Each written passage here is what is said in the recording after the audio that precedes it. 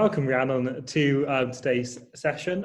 This session will be looking at how Rhiannon and the volunteers teams at ZSL have responded to a second COVID-19 pandemic lockdown, which is currently for 4 weeks in England. I'll hand over to you, Rhiannon. Thank you, and I'm looking forward to hearing how you've been responding to it. Perfect. Hi everyone. I'm going to attempt to share my screen now, but I'm not a technical whiz like Will, so fingers crossed this works. Okay, so can everyone see my screen with the presentation on it? Will, can you give me a yay or a nay? Perfect. All right. So what I'm going to talk to you a little bit about today is kind of what ZSL has done around locking down the first time, what we learned from that, but I guess then thinking about the current lockdown and where we go from here. I suspect a lot of what I say isn't going to be rocket science to you, but hopefully it will help to reassure you that you're not alone, but also to give you a very warts and all view of kind of what we've done and what's worked and what hasn't as well. So here we go. So in advance, just apologies, my presentation is a wee bit text heavy because whilst I could have put loads of animals in here for you, it doesn't really relate to lockdown per se. So I hope you'll bear with me in terms of the words. All right, so who are we? So ZSL, I bandied around, but we are a conservation charity, the Zoological. And our vision is a world where wildlife thrives, so quite a large one there. We have 2 zoos, so mainly what I'm going to be talking about today in terms of the redeployment of volunteers, I'm going to be talking about our 2 zoos, because that's really the main thing, the main area that we've got visitor-facing volunteers in. So just a fact for you, so London Zoo is the oldest scientific zoo in the world, which is pretty cool. Opened in 1828. And it has around 14 hectares, which is actually really, really small when you think about our sister zoo up in Bedfordshire, which is 243 hectares, huge compared. But we've only got over 20,000 animals, but we've also got a huge conservation programme, and you'll have heard, I'm sure, of some of the work that we do. One Less in particular is quite a big campaign for us. It's around reducing the amount of disposable plastic we use, particularly around water bottles. And then one of the more recent sort of conservation successes we had was reintroducing this amazing, I'm not massively into snails, I have to say, but these are quite beautiful partula snails into French Polynesia. Previously they were extinct in that area, so that's pretty cool. And we also have a world-renowned research centre which does a lot of stuff around science. So the reason I wanted to say that is just to say that ZSL is about more than just its 2 zoos. But that's mainly what I'll focus on today. And just in terms of sort of scale, we have around 600 UK-based staff and about 750 volunteers at the moment. We just went through a massive recruitment campaign. All right, so moving on into lockdown number 1. If I can get my screen to move, hold on 1 second, there we are.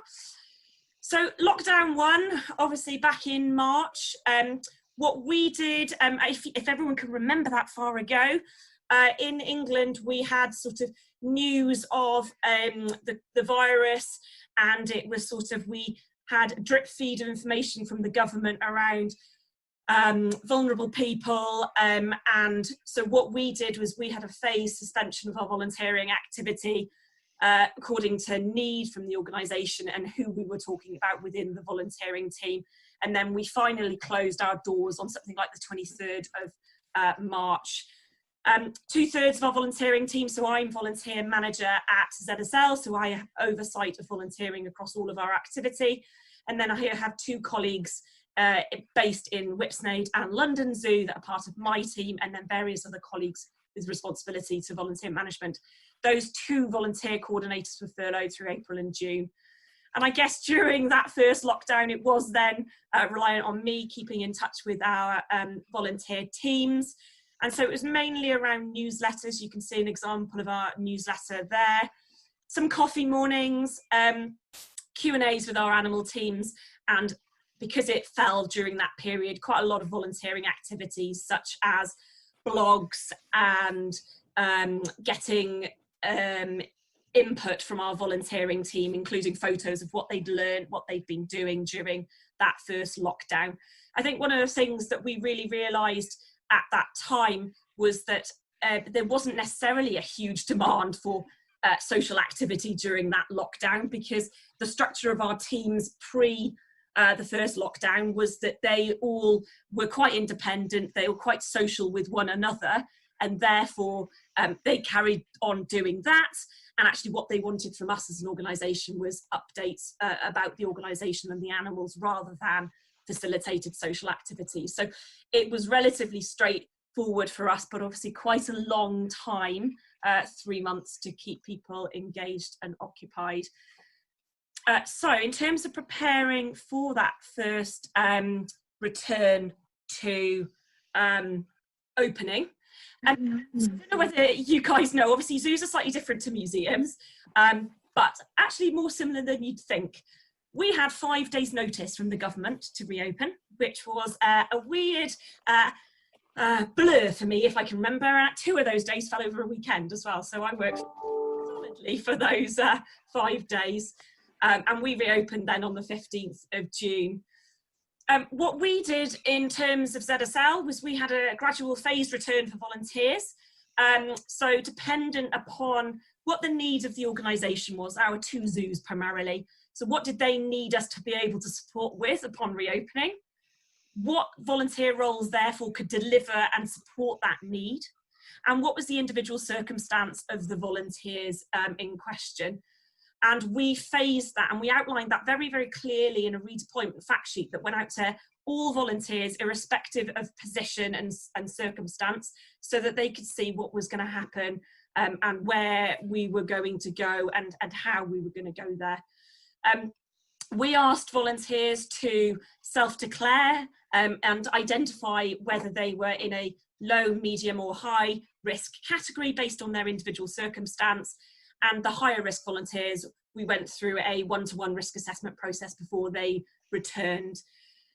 We also had a bit of work to do to reframe our visitor experience roles in terms of a stewarding role. And this was really so that we could emphasise all of that sort of structural operational need that the zoos had over engagement. So one of the key differences for zoos versus many of your organisations as museums is that we obviously don't have gallery attendants or stewards within our spaces. People generally walk around zoos, and main people that they will encounter on their walk around are keepers who are tending to animal welfare and care, and volunteers who might be running engagement activities. So when we were thinking about reopening with social distancing, a big factor for us was how are we going to encourage people to social distance other than signage? And how are we going to monitor capacity in spaces? So for us, the volunteers was a whole new rung of engagement that we needed to put in so that they could encourage that. And so we reframed that role to be thinking about wayfinding, social distancing, safety over the engagement element. And one of the challenges that we quite quickly realised that we had was that the supply of volunteers, i.e. those that were willing to come back in those quite early days of reopening in June, whilst trying to balance our commitment to supporting people to take their time to return when they wanted to, meant actually we were unable to meet the demands of the zoo to make it COVID safe. So we had to run alongside this a major recruitment drive as well, which had its ups and downs, I guess, whilst trying to bring back our existing team. I'll talk to you about that in December though, but a really interesting time to be recruiting during a lockdown and furlough. So that's sort of what we did to prepare for reopening. I wanted to give you some images, otherwise it's a bit boring, isn't it? So we played on the whole puns around how big animals were and the footprints to try and orientate people around our zoos. So our zoos became one way, and we used the iconography of animal paw prints around the sites to indicate where people could stand and how they moved around the site. So some quite lovely images there. It wasn't always such blue skies, I'm afraid, though. It has been raining quite a lot as well in the latter months. And this is just some of the elements that I referenced earlier. So fact sheets to accompany the volunteers so they knew very clearly what we were trying to do and why, so that it was really, really clear, I guess, to all of our ZSL volunteers that they would go through the same process, irrespective of who they were. And then top right, I mentioned that we asked people to self-identify with low, moderate and high risk groups. That's just to indicate that. And at the same time, we were running a recruitment to grow our numbers exponentially, as it turns out. But we did that via a call out for help at the time. So that's just indicating that there. So what did we learn at that time? Quite a lot, to be honest. I'm still processing it, as I'm sure many of you guys are. I think one of the things that was really clear to us is that we had to, our comms all came out from one central person, me, because I was the only one unfurloughed at that time. But what that meant was that everyone, irrespective of department or role, got exactly the same comms, exactly the same information. And that was really, really helpful, because what we know, and I'm sure you do as well, is that the rumour mill starts working. It starts thinking that one group is being prioritised over another. And I didn't want any of that to undermine people's safety and their positive return. So for us, that comms coming from one central point was really, really important, and really laying it out step by step, what was going to happen, when and why, actually really reduced the amount of queries that came back as well, which is good because it was only just me doing it. The other thing I would sort of say, I've joined in a lot of these discussions around kind of how to keep your volunteer team engaged during a lockdown. And I've really come to the conclusion that it needs to be tailored to your organisation. So whilst it's great to get all those wonderful ideas from colleagues, A, you don't need to do everything, but B, you need to look at your context. So for us, as I mentioned, our volunteer teams are quite independent. They operated in a team-based system prior to lockdown, and therefore they just carried on as before. So their sort of coffee mornings, they ran themselves. I tried to run a few coffee mornings and find it would be me and one or two others. So for us, it was very much about listening to them about what they needed, rather than sort of foisting a load of stuff on them that perhaps they didn't want. The other thing that I quickly realised was that whilst that risk assessment process for bringing back our more vulnerable colleagues was great, and it was very supportive, and it really ticked our health and safety boxes as an organisation, gosh, it was slow, and it was really quite admin heavy. So I think if I were to do something like that, it would need to be much more automated going forward, and thinking about actually the balance between supportive and quick, because ultimately it ended up slowing down the return for some of our volunteers, which wasn't great either. So a lot to be learned there. The other thing that I've learned this time and in lockdown 2 is that our senior team was quite quick to advise on how to lock down and close up shop, so to speak, but less guided on how to return. So I found that initiative was really required by our team to think about actually how are we going to support them to come back. So the irony being that's probably the area that needed most sensitivity, and we felt a little bit like we were out on a limb doing that, and particularly because zoos were quite early on in organisations' return to opening. The other challenge I found was I had great aspirations during lockdown 1 to develop new remote volunteering options, and then realised that half the people I needed to make any of them work weren't there anymore because they were on furlough. So it sounds a bit silly to say, but it took me a long time to learn it. I need to get ahead before lockdown 3, because I didn't learn it even before between 1 and 2 even. So next time we're open, I'm getting straight on the remote stuff for then. And then the last thing I'd like to say on lockdown 1 that I'm still having to tell myself is, whatever you do and however well planned, this is a very anxious time for us and for the people that we're working with, and they will potentially be unhappy with whatever you do. I have never experienced as many complaints and challenging feedback as I have during this period. And that's, I think, because of how challenging life is just for people at the moment. And so really, really telling myself not to take it. And I would really say the same thing to you guys as well. All right, so lockdown 2. So for us, lockdown 2 obviously started on Thursday in England. So the decision was taken by our senior management team to suspend all on-site volunteering activity. Very clear, very easy in some ways. We then sent our team-wide comms out, and it was very very clear as to how we delivered those comms consistently. And again, we had, you know, sentiments of wishing that things could continue, but understanding on the whole from the team. So what we're planning to do for this month is building on what worked previously for us. So the weekly communications were really, really important for us. I had one volunteer come back to me and say, I felt more informed about what was going on at ZSL by being a volunteer than I did being furloughed from my day job in another type of organisation, which for me, I will always remember. So that's really, really important for us.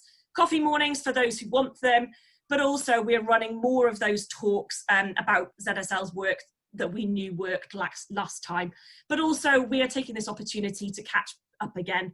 It was hell for leather when we reopened, and so we are not going to go on furlough for the time being in November, and then we'll see how we get on. In terms of preparing for reopening, a lot of the groundwork is already done, in my view, for when we hopefully reopen in December. I guess by the time that we entered lockdown 2, our zoos had opened up 95% of what it was planning to open up. And volunteers were involved from day 1 of that. And so actually we've had time to test what volunteers can be involved in, what works, what doesn't. And so we have modelled what it might look like to open up in December, with no tier being in tier 1 and tier 2, but we've done it all before. So actually we've already got the working there ready for how we would deploy volunteers. The only unknown slightly would be if we opened in tier 3, but we have got a plan for that, so we would be prepared. And I think the other thing is that we are already getting ahead of ourselves. We've already asked for availability for reopening. And in our view, if everyone who was comfortable volunteering just prior to lockdown is happy to do so again, then actually they can bypass that process that we put in place the first time, because it's all still there and relevant, and they will return straight into volunteering again upon receipt of any new guidance. But ultimately, most of those volunteers have been through those iterations of how we might see ourselves opening up in December again. And for me, again, I've said it before, but the clear communications are really, really key. So it'll take my team and myself just to be really, really on it in terms of any comms that comes out to staff, and making sure that it's relevant, and thinking about the implications for volunteers, because what I definitely know is that the organisation probably won't do that. That lands on our doorstep to make sure it's relevant for our volunteers coming back. So a couple of what ifs. So for us, if we do leave lockdown into tier 3, now we haven't been into tier 3 down south yet, then ZSL is modelling what this would look like in the cost analysis of opening in different ways, including outdoor only options. But the volunteer role that we've got, that is the main role that's on site at the moment, which is that stewarding, social distancing, reminding role, can be scaled up and down, and it has been to various degrees already. So that makes it relatively straightforward for us. If the lockdown continues, then obviously we stay closed, and it's likely that we will look at increasing our engagement activity, and we'll escalate thinking about remote volunteering as well. So outstanding questions for us, and I'm sure, and I hope anyway, that many of you have some of these questions as well. But these are things that I'm starting to think about and thinking forward, which is sort of, once social distancing is less of an issue, do we revert back? In all likelihood, I think we'll pick the best bits from both structures and go forward that way. How far do we take our responsibility to redeploy people? So actually, it's been quite challenging. I think I'd need to create new roles to redeploy some of our volunteers. I haven't quite got my head around kind of what that looks like yet, but do I need to do that? Or actually is my responsibility then to think about, are there other places those people could volunteer? So it might be a bit of signposting as well. This one I've mentioned to a few colleagues already, but how long do we support volunteers who at the moment understandably don't want to return? But if COVID-19 is with us for the next year, year and a half, do we need to make some difficult decisions before then, or do we continue to support them during that time in limited resources? And at the end, I think the longer term question is around the culture change that we will see at our organisations. We've already seen a huge culture change, and the where volunteering sits within the organisation is starting to move already. So I would say that that's going to continue, but it'd be interesting to see what it's like sector-wide at the end. So huge thank you for me for listening. I'm happy to take some questions at the end, but I'll stop sharing my screen now and hand over to Will again. Brilliant. Thank you for that whistle-stop tour through bringing back volunteers and then sending them home again, and all the craziness in between. It must have been an incredibly busy time for you. We've got a quick moment for a couple of questions now before we go into our next talk. I was just going to say, with your volunteers coming back, are you, for example, at Canada Museum, we've had to readjust all of our surveys because they're now all outdated, because we didn't ever reopen, so we never were able to collect the data we intended. Are you planning to update your surveys for volunteers who haven't returned yet? To be honest, probably not. So one of the things that we did just before the lockdowns were being reconsidered for England was we got in touch with everyone who hadn't yet returned to see what their feelings were. So we sent them an individual email to say, hey guys, we noticed you haven't returned. This is the status quo. What are your thoughts? So that is already being done on an individual basis because we started that process before lockdown 2 got announced. So I think we'll probably just continue with that because we started that process off. Great, thank you. I will do one more question now. So if you could start one remote volunteering role in December, which one would you want to trial? Oh, that's a really good question. Whoever gave me that one, that's a really hard one. To be perfectly honest, the honest truth is that when I approached remote volunteering back in April now, there wasn't a huge amount of appetite for it from the zoo world, as in my organisation. And I think that's because we're a very practical organisation. A lot of the focus is on what is practically happening on site. So I think it's going to need to take a little bit of a kind of culture shift to start thinking, actually, what activity can be removed from the physical site and happen off-site. I don't quite know yet, but I've already arranged some calls with colleagues from BIASA. I mentioned in my presentation is the British and Irish Association of Zoos and Aquariums. So this equivalent, but for the zoo sector. So I am going to go out and basically crowdsource some ideas from those that are doing it already. So that's a very fudged answer there, Will. Thank you, Rhiannon. And if anyone else has any questions to ask, we will be doing a short Q&A at the end of today's session as well.